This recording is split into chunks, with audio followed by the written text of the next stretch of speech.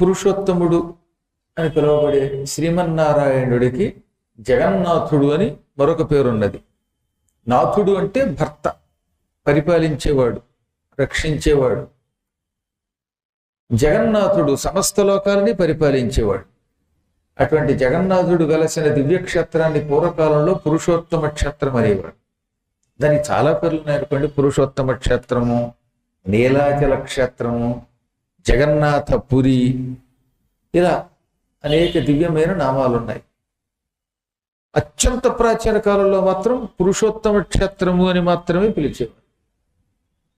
ఇది తూర్పు సముద్ర తీరంలో ఉన్నది, పూర్వ సముద్ర తీరంలో ఉన్నది. పూర్వ అంటే తూర్పు, అది ఇప్పుడు మనం బంగాళాఖాతం అని పిలుస్తున్నామే, ఆ బంగాళాఖాతానికి దగ్గరలో ఉన్నది.